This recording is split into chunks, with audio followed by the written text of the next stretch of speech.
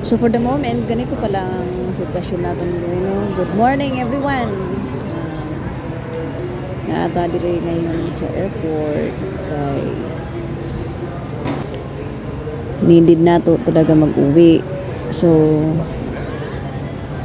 ang ating flight is 5:55 in the morning. So yan, umagang umaga, wala tayong tulog, magdamag. Kaya baka ma-miss out natin ang flight natin. So, hi guys. See you later. See you mga ka-probinsya. So, balik na naman tayo sa Kagid. 3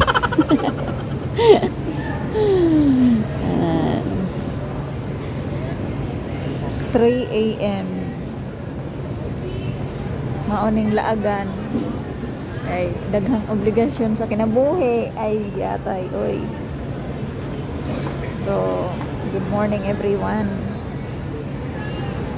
Walang tulog, uwi muna sa obligasyonis palate kay intawon yatay.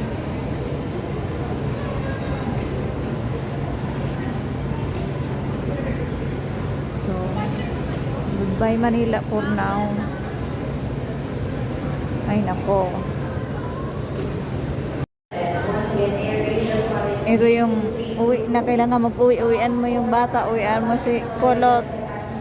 O ngayon mag-uwi ako na walang pasabi-sabi kay na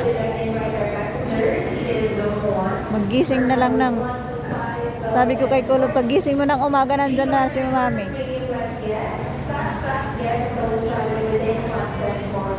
Araw-araw uwi. Ang hirap ding malayo sa anak ba no? So dito na ako sa AirAsia. Mag-uwi ko na walang sabi sa kanila. Kay kung magsabi ako mag-inantay man.